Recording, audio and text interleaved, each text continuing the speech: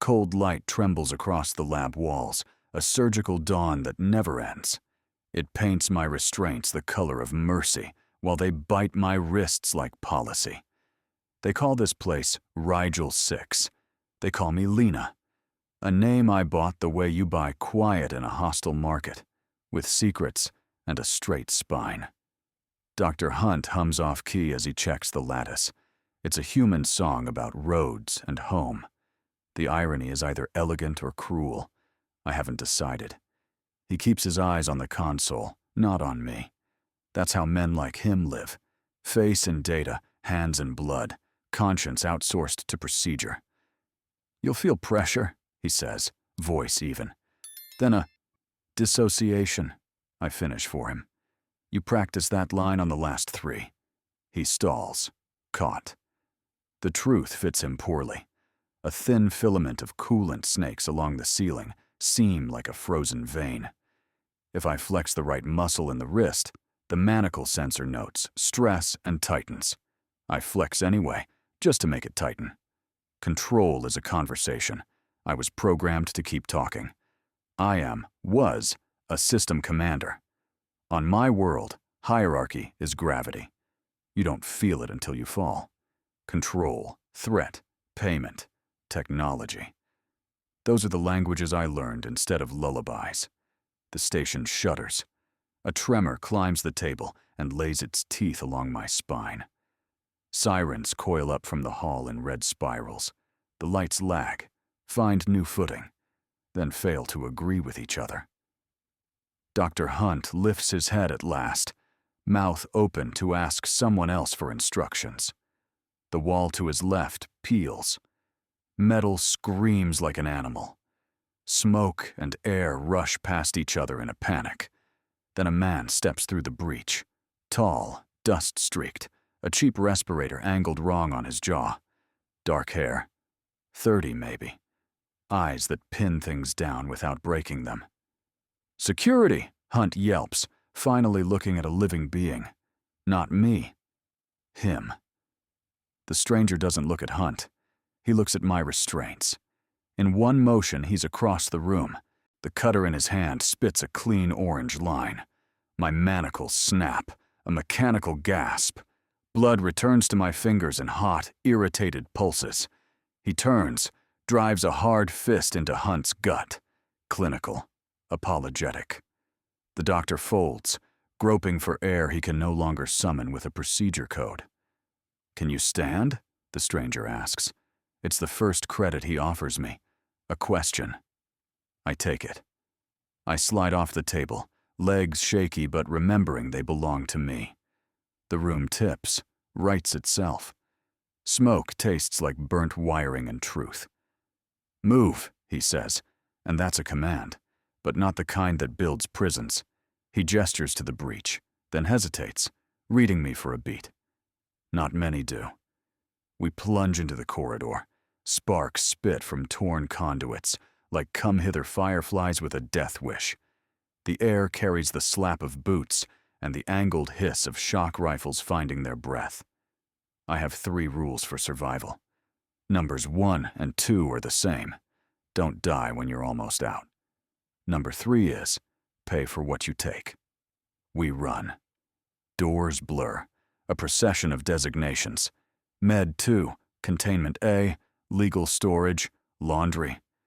The station was supposed to be an agricultural research hub. That's a word you print on brochures to keep nice people from asking why your vents smell like anesthetic. Left, he calls over his shoulder. The accent is Earth Standard broadcast with the edges left on. Contracts taught me to hear hometowns. His is rust and river. 2 guards swing around a bend and freeze at the sight of someone who looks free. We don't give them time to reconcile it. He puts one down with a tight burst from a stubby blaster.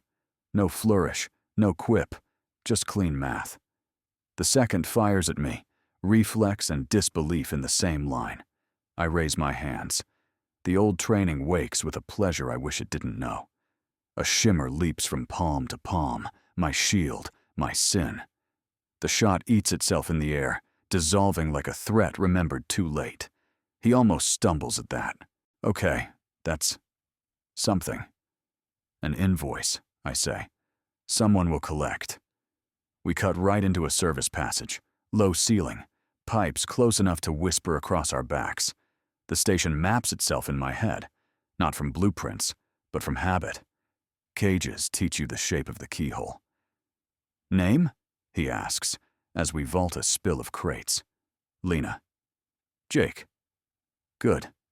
Hard sounds. Easy to say when you're scared. The passage coughs us into a cross corridor flooded with alarm light. I check distances with a glance.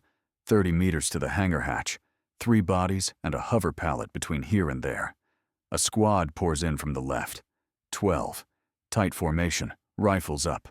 The choreography of men who think they own the space between breaths. Back, Jake says, lifting his blaster. No. I grab his jacket and yank him into the shadow of a maintenance alcove. The first volley chews holes in the wall where his head was. Plaster dust snowfalls into our mouths. He doesn't swear. He doesn't thank me.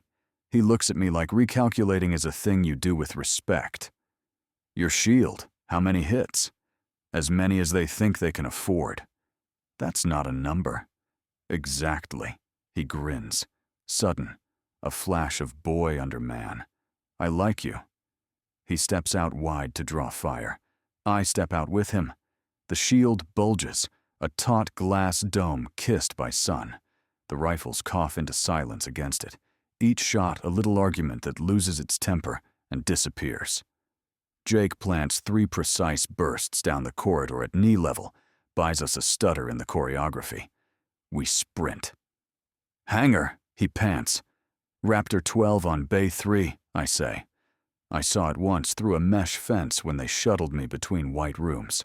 I cataloged its age, its fuel hunger, its stubborn dignity. The way a thief catalogs locks. We smack a palm plate together. It beeps a bureaucratic no.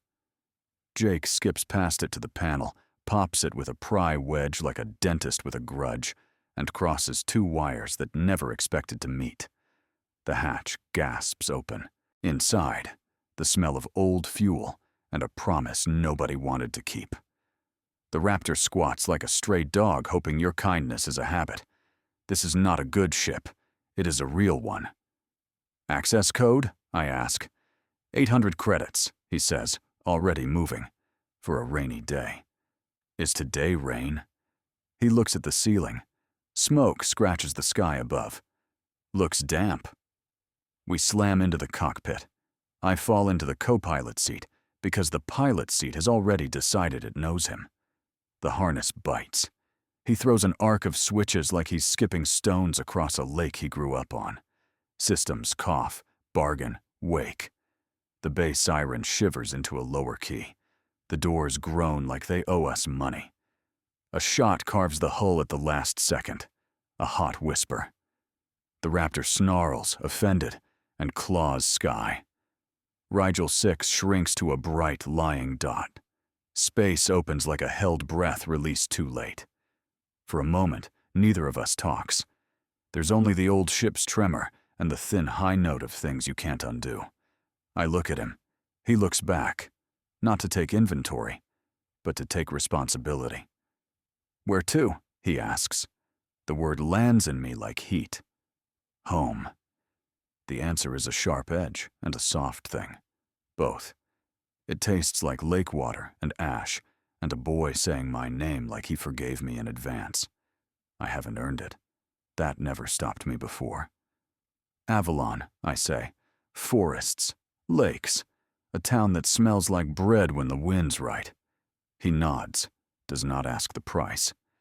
He sets a course like he's been setting courses his whole life. For work, for survival, for a boyhood that didn't end when it was supposed to. Between where and home, something warm and magnetic hangs in the air. It's not romance, not yet. It's the availability of trust. It's the sudden realization that I am not an asset on a manifest. I am a woman who can be asked a question and believed when she answers. I check my wrists. The manacle grooves are already fading. My shield flickers once. A reflex sigh, then goes dark. You cannot hold a dome forever. You choose when to lower it. That is also a language. Jake doesn't crowd my space. He doesn't try to fill silence with assurances. He watches the stars roll and keeps his hand steady on the uselessness of steering in vacuum. It is a ritual. It matters. Why me? I ask, surprising myself. He shrugs without drama. Stations like that don't stop with one person. You could have been paid to leave me. Yeah, he says softly. I could have. No speech. No banner. Just that. Practical love, dressed in action and a shrug. Protocols rust in my blood. On the console, a red icon blinks, the station's transponder trying to remember my location. I flip it off with a flick you could call unprofessional. My old life vibrates, calls itself duty. My skin remembers orders like lullabies I never asked for. But my hands move for me. Home, then. If it still exists. If it doesn't, I will build it. That is a promise I don't know how to keep. Yet. Sleep, Jake says. I'll wake you when it's ugly. I don't sleep, I lie, and then I do. I dream of a planet breathing under frost, of a boy's small hand in mine, heavier than any chain, of a voice I have not heard in years that still has the power to tighten my ribs with one word: return. When I wake, I will decide whether to obey it. Space is a long hallway when you can't turn on the lights. We drift 3 days on thrifted thrust, power rationed like apologies. The Raptor's cabin smells like warm metal and Jake's stubborn coffee paste. I pretend to hate it and ration my sips. He pretends not to notice me pretending. Avalon sits ahead like a coin on dark velvet. Home, if it will still accept the word. We talk in small sentences between system checks. Arguments happen because my protocol's like rails and his life prefers gravel. I ask how he knew the lab door codes. He grins and says, "Once did contracts for station sanitation. People let you clean if you look tired enough." I tell him that's not an answer. He tells me it's the honest one. At the galley table, our knees knock because the ship is cheap. He offers a blanket the color of old sky. I decline. Minutes later, I am asleep inside it. Dignity compromised. Warmth paid. I tell him about Avalon, because naming a place is a way to keep it anchored. Forests cut by tram lines running on biosap. Floating markets where you buy nanoseed by the spoon. Schools that teach star etiquette and bread at the same desk. A lake that looks domestic until autumn drops a moon in it. And Miles? He asks carefully. My son, I say, and the words open ribs. He counts everything to make it safe. When he laughs, you hear the arithmetic give up. Jake nods like he's met him. Good name. Strong name, I say, and bite off the part about choosing it for ease of hiding.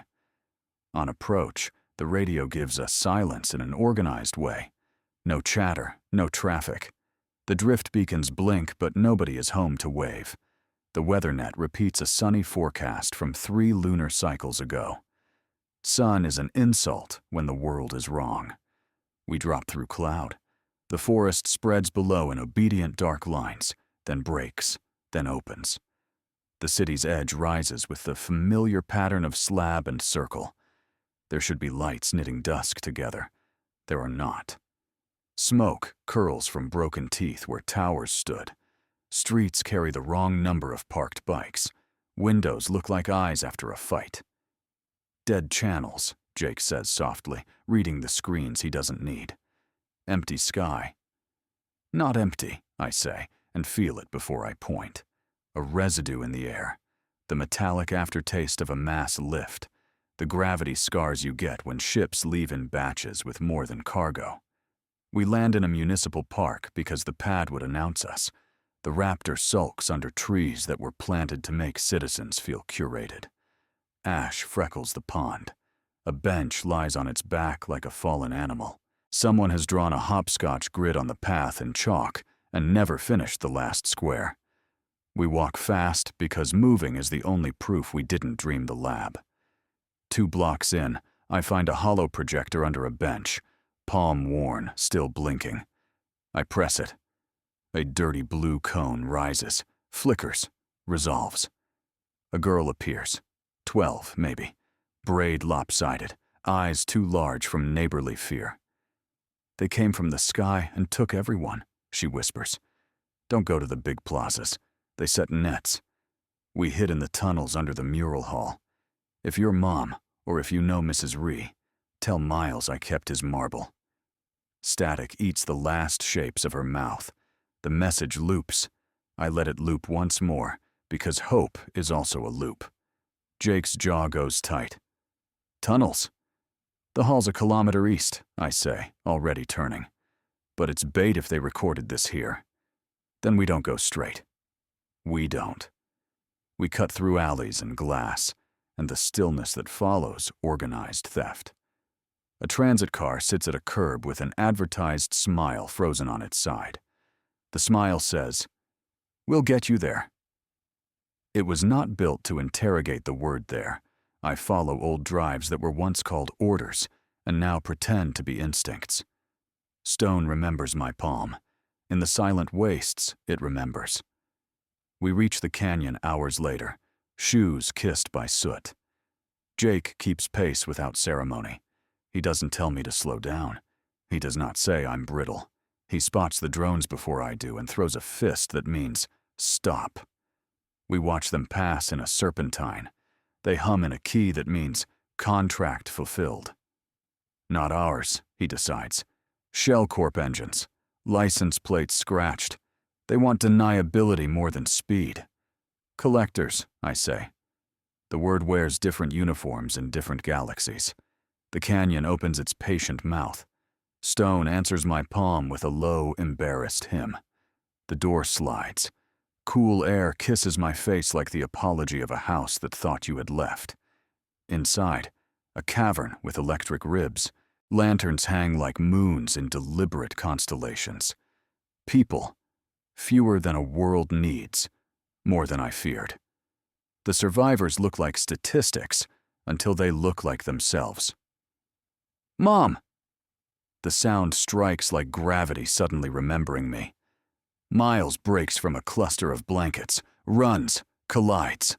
I drop to my knees so fast my bones vote against it. He hits my shoulder with the weight of all his numbers. He smells like dust and mint ration. He is taller. He's the exact same height. "I counted to 1,000,000, he says into my jacket. But then I had to start again. "I'm sorry," I say into his hair, and it is not policy. "I'm here," he pulls back, inventorying me like a scientist. "You're thinner. Your eyes are still blue like the morning under snow. Did you eat?" I try to smile. "I saved you the mangosteen bars I pretended to hate." He grins. "You lied." I'm learning to tell the truth in longer sentences. Jake stands politely near and far, like a good wolf. Miles assesses him with the mercy of children. "Are you nice?" "I fix things that say no," Jake answers. "Is that nice?" Miles considers. "That's useful." Elder Hale limps forward on a staff made from a drone arm. Her hair carries the authority of ash. Once I negotiated with her about shoreline zoning. Today, we negotiate about living. "They came 3 lunar cycles ago," she says. "Ships like knives. They didn't burn everything. They collected. Batches by map grid. They like order. We hid who we could. The first week was screaming. The second week was lists." "From where?" Jake asks.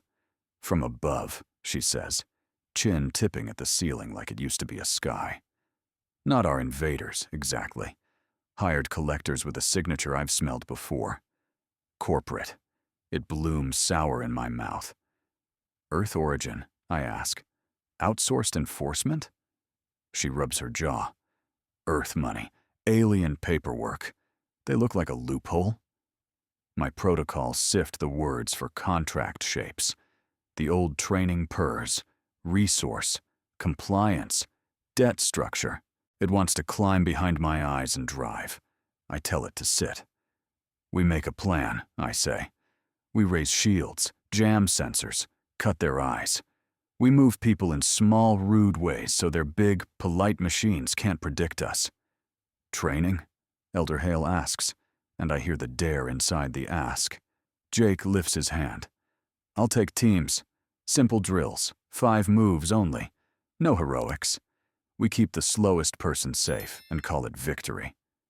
His voice settles the room like dust finding home. Between strategy sessions, there are minutes. In one of them, Miles shows Jake his marble. It is green with a blue vein. This has the whole lake in it, he explains.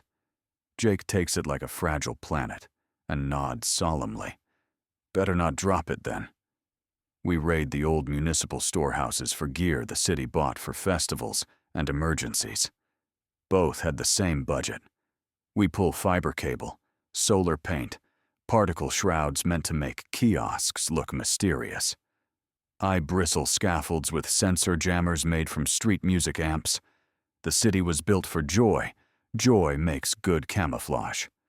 Unexpected discovery, one arrives when I splice a museum-grade field generator into a food pantry, and the pantry opens like a flower under frost, hidden inside, a sleek pill of tech pulsing faintly.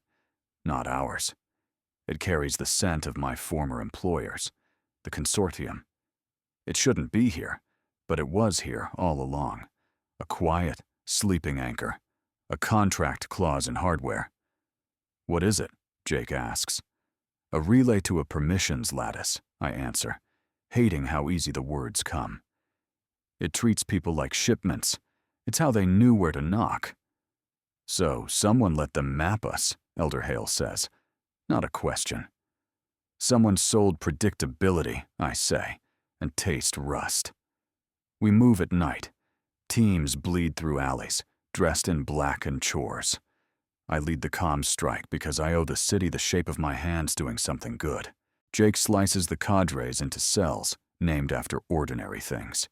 Bread, window, jacket. Because ordinary is the bravest word we can afford.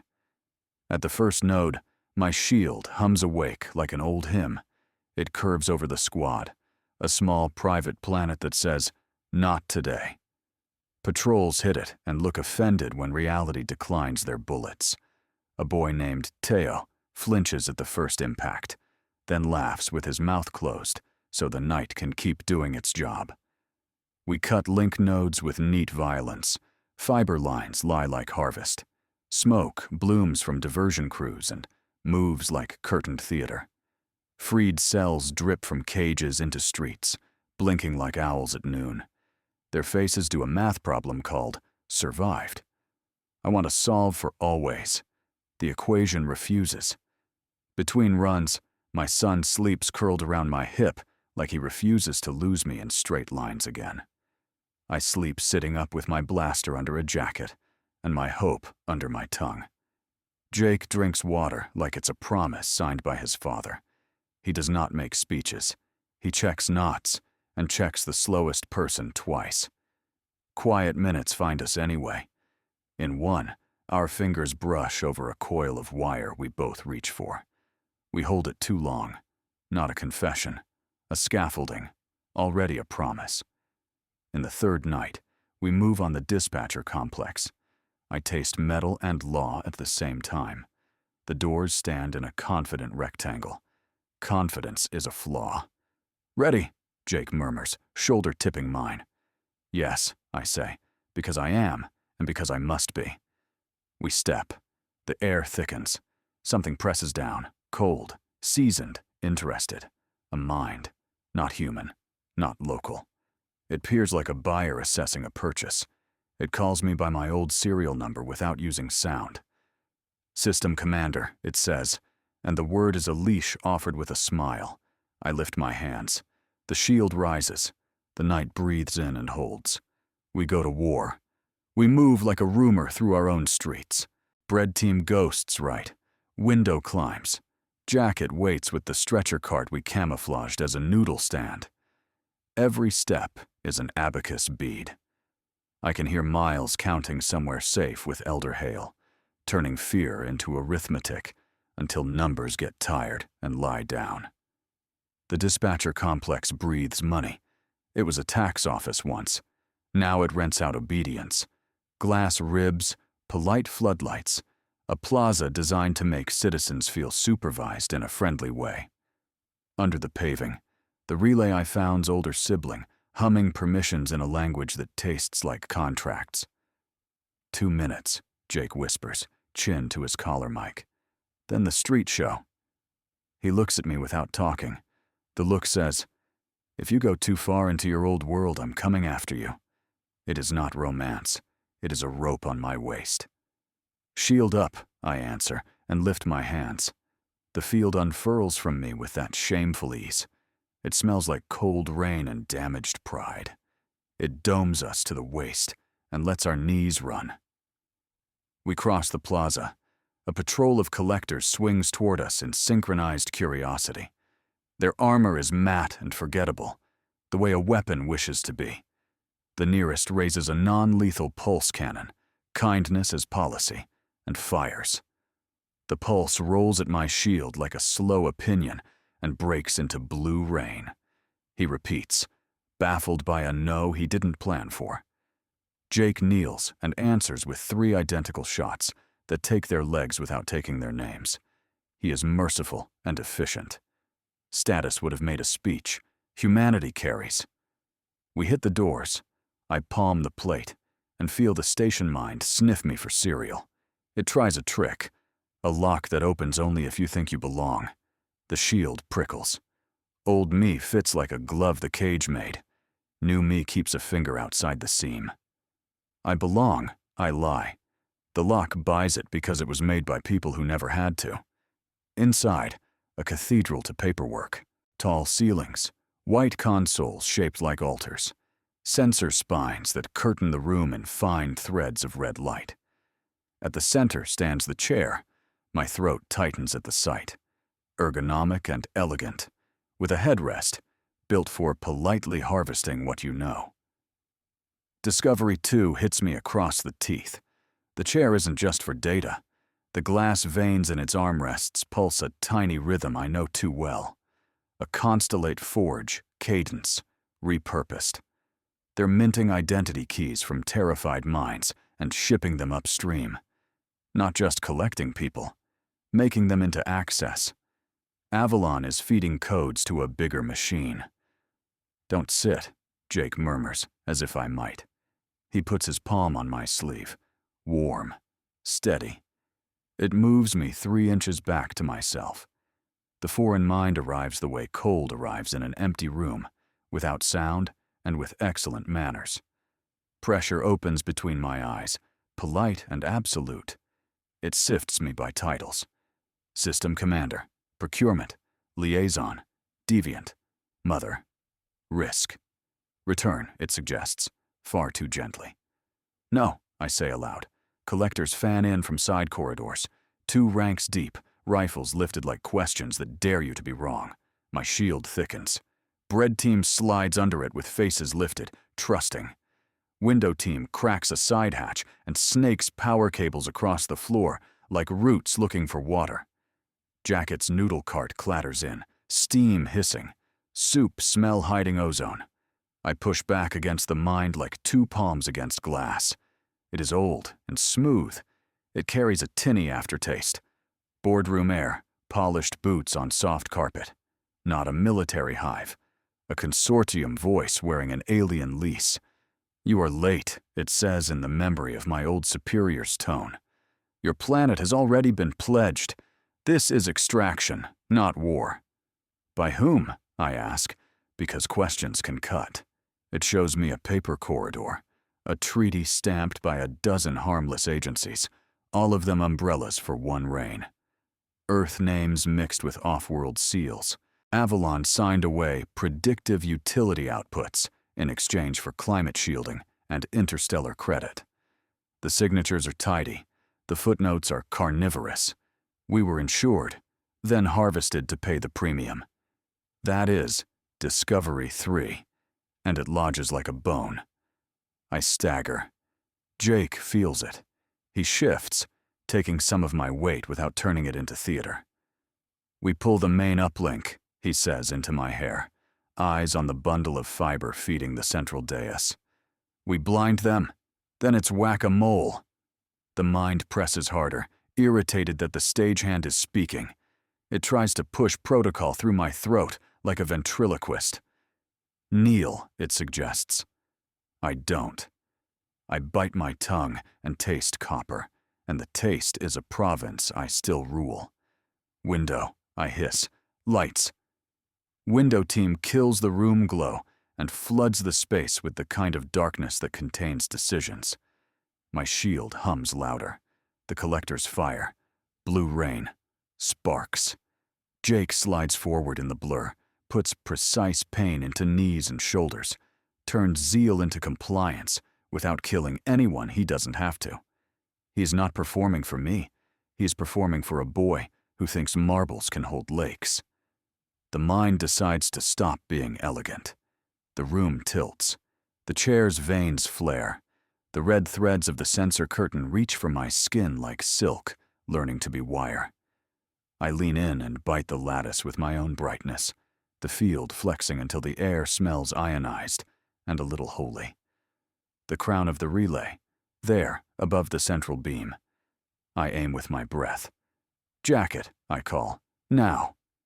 The noodle cart's steam erupts into a thick silver fog as Jacket yanks a hidden tab. Sensor jammers whale song through the room. Both sides' comms stutter. For the first time, the collectors look like people who might want to go home. I move for the dais. The mind comes with me, wrapping my thoughts in contracts, offering me my old serial number like a blanket. It offers things that would have worked on me before. Rank, authority, a clean ledger that says your child will be safe if you just. The price of control is always your voice. Do not, Jake says, and his voice is sandstone on my skin. You said no once. Say it twice. I smile at nothing, or at him, or at the ridiculous way love hides inside practical sentences. I jump the last steps. My hands hit the armrests. The chair tries to drink me. I let it sip poison and spit it back. Our minds meet in a room that isn't a room. I feel its architecture, corridors of policy, rooms of precedent, the neat garden where it composts dissent into language. I bring a different garden, a lake, a boy counting stones, a man fixing things that say no, a city that makes jammers out of festival lights. It sneers at sentiment, then flinches when my lake rises and floods its paper halls. Push. Pull. Our bodies stand motionless while we drag constellations across each other. Windows cables spark. Bread wedges pry open the floor and find the uplink trunk like a beekeeper finding the queen's scent. Jake plants his feet, shoulders braced, firing in tight, kind arithmetic, buying seconds. Every second is a currency we mint together. The mind overreaches. It tries to crack me by invoking my title in the voice of my mother, a curator who turned her daughter into a knife. The sound lands perfect as forgery. It almost works. I taste childhood protocols uncoiling like barbed wire. And then, from the hall, a small voice. Mom? Miles. He should be with Hale. He is not. He is here, breathless, marble in his fist like a planet he refuses to drop. The world reorders. The mind hesitates, measuring love and finding no unit on its chart. I drive the wedge of that hesitation into its center and pry. Jake! I shout. Uplink! He crashes his shoulder into the fiber trunk like a man breaking a door in a burning house. The sheath splits. Lines glitter. I throw my shield outward, not as dome, but as blade, and slice. The field screams like a violin played wrong and then right. Cables die. The relay gasps and falls silent. Across the city, guns go mute mid-ambition. Drones sag like toys left in the bath. The sky, which had been a net, suddenly remembers how to be empty. The mind thrashes. I see its true shape for a strobe-lit second. Not a single skull, but a boardroom reflected in a carapace, investors mirrored in a visor. I take its mask in both hands and break it across my knee. The chair's lights gutter. The censor curtain falls like rain that has decided to be kind. Silence. Not empty. Possible. I collapse against the dais, shaking, ribs arguing with breath. Jake is there in the next second, hands on my shoulders, anchoring and not owning. His cheek is split. Blood looks ceremonial on him, and I hate that. "We did it," he says, as if the words could be true before the price arrives. "We broke their eyes," I correct, voice shredded.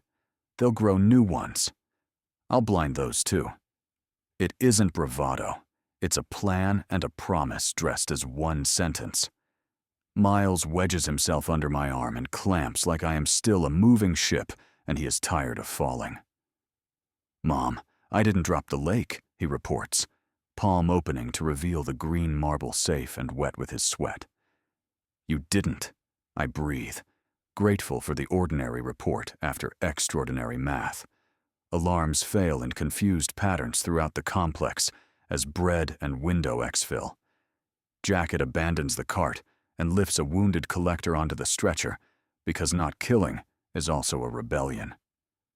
Elder Hale's voice crackles finally through the comms with the serenity of someone who already wrote the next list. Sector power falling. People are walking out of lockups like they own their feet again. Jake squeezes my shoulder once. "We go," he says, before the second act. I look up at the blacked-out consoles, the chair that meant to write our names into a ledger as collateral, the cables cut like hair after mourning. I take the relay crown from the beam and slide it into my jacket. Not a trophy. Evidence. As we run, I catch the ghost of the mind receding like a tide that is pretending it will never return. It leaves a final phrase in my head with exquisite, lawyerly calm. "You will pay." "I've paid," I whisper, and tighten my grip on my son's hand. "Now it's your turn." Days blur like rain on Plex. We sleep in borrowed hours, wake to the arithmetic of survival. The city thrums with a new noise, possibility. I walk streets that remember me in their scuffed corners. Market stalls tipped upright, banners rinsed of smoke, tram lines humming on sap again. Miles invents a patrol with other children, chalking bright symbols on doorframes. Found, safe, water. He counts to 100 for each block, out loud, until counting becomes a lullaby for the neighborhood. We strip the dispatcher complex of its pretty bones. Jake oversees the salvage like he's fixing a kitchen sink large enough to feed a planet. He sorts cables into piles labeled tomorrow, later, and lie. Wounded collectors lie in triage under a mural of our lake that a student once painted to get extra credit. They stare up at a sky indoors and choose to breathe. Not everyone comes back clean. Some go quiet and never find their voice again. We sit with them anyway. We hold hands through silence and call it a plan.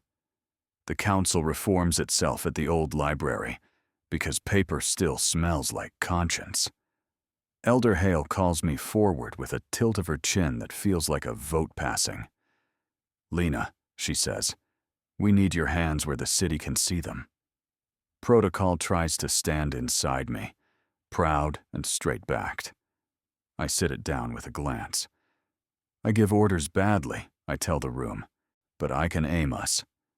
Jake leans against a shelf and watches me the way a mechanic watches a rebuilt engine, listening for the rattle that means it's working. He has refused titles. People keep trying to give him one. He dodges with a smile that looks like home after rain. Discovery 4 arrives in a box of slag. Beneath melted fiber and polite inscriptions, we find a spine of alloy shaped like a question.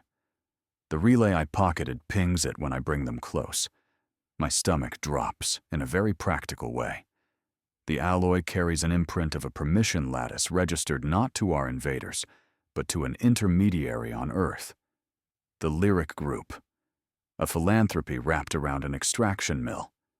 Their motto prints itself in my head from 100 advertisements. A better world, efficiently. They brokered our treaty, then monetized our predictability. This isn't only about Avalon, it's a market. Elder Hale's mouth goes thin. Evidence? She asks.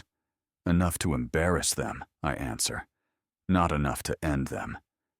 Then we collect more, Jake says. Quiet as moss, loud when it counts. We set traps dressed as civics. We route our power through decoy nodes, leave a relay crown humming under the community theater, lace the plaza with coils shaped like questions. When Lyric's drones creep back to taste the air, our sensors kiss them awake, tally their serials, show them a mirror. I stand on the town hall steps in a jacket I don't deserve and tell a camera that we will not be ledger entries again. Miles holds the microphone like it might explode. He doesn't flinch. The consortium calls me on a channel that likes windows more than doors. A woman's face appears, all symmetry and unclaimed accent. System Commander, she says, ignoring every name since. Return assets. Accept terms. We will restore services. I'm not your asset, I answer, and my people are not a service tier. Then we test other levers, she replies, sweet as a hospital. Political marriage, memory indemnification, child relocation. We have a menu for non-compliance. I feel the list like bruises that haven't formed yet. You came to steal water, I say. You found a flood. Her smile does not crack. It simply decides not to exist. You're in breach. Good, Jake says from off-screen, and unplugs the feed. He doesn't kiss me after. He hands me a wrench. We fix a turbine together, because love is momentum you share, until the machine can turn itself. A week later, we wake to sirens that sing a nervous harmony. A ship bleeds through cloud, too clean for our air. Not a collector. A diplomatic courier with a conscience borrowed for the occasion. It lands on the museum lawn and pretends to be a friend. They come out in suits that drink sunlight. Their leader wears a smile that was taught to him by focus groups. We're here to renegotiate, he says, hand out, cameras discreet. The prior arrangement was suboptimal. Suboptimal is what you call weather, Elder Hale mutters, not abduction. They set up in the theater, because theater already knows how to dress truth without lying. I stand at the foot of the stage and feel the floorboards memorize my weight. The envoy gestures to the chair they brought, elegant as a chess piece. Its armrests pulse a polite rhythm. Sit, he suggests. We'll interface. I almost laugh. No interfaces. Words. We argue in the open, a public duel of definitions. They try to turn planetary grief into a spreadsheet with a column for regret. I show them the relay crown, the alloy spine, the treaty footnotes that insist my son is a utility. The room murmurs like a tide snug against rocks. The envoy blinks a fraction slower each time he lies. Twist 1 arrives in the balcony. My mother stands there, exactly as beautiful as the day she taught me to aim emotions like weapons. Her hair is a perfect argument. She wears the insignia of curator, my old overseer, the voice that said, "Return with all the softness of steel." "Lena," she says, and the theater goes smaller than a childhood. I taste the old obedience like a mint placed on the tongue of a corpse. She steps down the aisle, slow, so everyone can watch authority warm itself against filial piety. "You are endangering your child," she tells me, as if she is the nurse for my decisions. "Come home. I will have your record cleaned. We'll place the boy with a compliant region. He'll be safe. Jake moves, instinct, a half step so the world knows which way the wall will fall if pushed. I lift a hand for him to stay. List your levers, I say to my mother, so everyone can hear them. She does, like a good student in a cruel class. Political marriage to secure me back into their inheritance engine. Memory erasure for Jake, and for me if I refuse. Child removal under the emergency continuity protocol. She speaks each item like she is laying roses on a grave that will thank her. Price of control, Jake murmurs, only for me. I take the stage. My hands lift. The field rises, not as a dome, but as an admission. Blue light blossoms so the room will stop pretending. The envoy flinches in a way he will deny later. My mother smiles a curator's smile that says, "You still know how to be impressive." I choose, I say, and each word feels like walking barefoot across a frozen lake toward a fire that might not be there. I am not a cereal. I am not an asset. I am mother, and neighbor, and inconvenient. The envoy tries to pivot to costs. The theater doors swing open before his sentence finds its verb. The city arrives.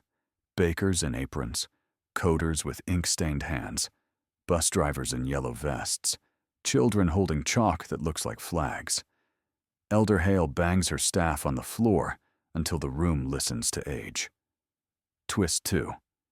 Miles's marble in his palm glows faintly.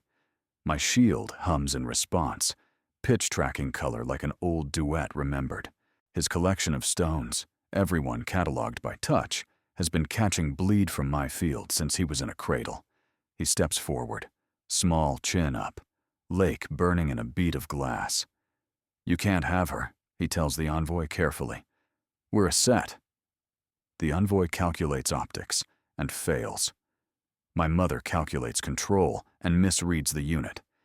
She reaches into her sleeve and pulls a narrow wand that hums the tone of remembered sleep.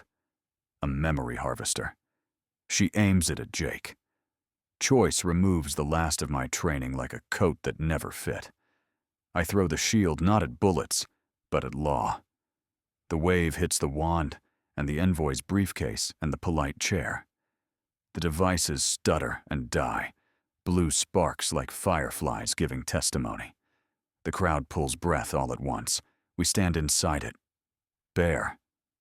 "You will pay," my mother repeats, not as threat now but as prophecy. "Then here," I answer, and open the theater feed to every frequency. The relay crown on the podium sings. The city's jammers sing back. The lyric group's signatures, the treaty footnotes, the footage from the dispatcher chair, my mother's list. Everything goes up, out, into the smooth heart of their market.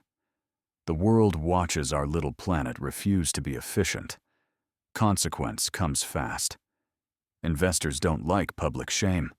Contracts mutate under the light. The envoy's polite orders peel away like paint in rain. Drones blink and change owners. The diplomatic ship receives a message from its own accountants and quietly powers down. My mother stands very still, the way statues do just before they learn to be ruins. "You broke inheritance," she says. "There is nothing after this." She is wrong. There is everything. We walk her outside into a night that belongs to us. I do not arrest her. I do not forgive her. I let her see the moon lift over a city that kept itself alive. That is punishment enough for someone who wanted a world she could fold and file. Weeks later, we plant trees where the relay once hummed. Children hang copper tags on the saplings, with wishes punched into them. Jake builds a swing under a beam no one wanted to tear down, because it knows too many names. He tests the chain with his weight, and then steps back so Miles can fly first. Practical love, always. The council asks me to stay. They don't want a commander. They want a neighbor who can be loud at the right time. I say yes, because I finally know how that word works when it isn't a contract. One evening, 2 moons climb in patient tandem. On the rebuilt balcony, I pour tea into thick cups that keep secrets. Jake leans on the rail and watches lights lace the streets like care-becoming habit. He says it plain, the way he always does. I went looking for someone to save and found a home. I answer without speech. I put a hand on his chest and feel the simple engine there say yes. Stay, I tell him. And it is not an order and not a purchase. It is a vow that costs both of us and pays everyone. Years roll forward like sturdy wheels. We harden defenses, but never our faces. We sign an alliance with 3 small worlds and 1 large movement. Miles grows into his hands. The lake moves with him. A girl with silver eyes, and Jake's stubborn dimple learns to count in 2 languages, numbers and mercy. If sirens come again, we will meet them on the steps with jammers disguised as lanterns and a shield made of neighbors. I am not a system commander anymore. I am a keeper. I pick people over dominance, intimacy over inheritance, the long work over the clean ledger. We saved many, and in the saving, I let myself be born. Home is not where you are obeyed. Home is where you are chosen and choose back.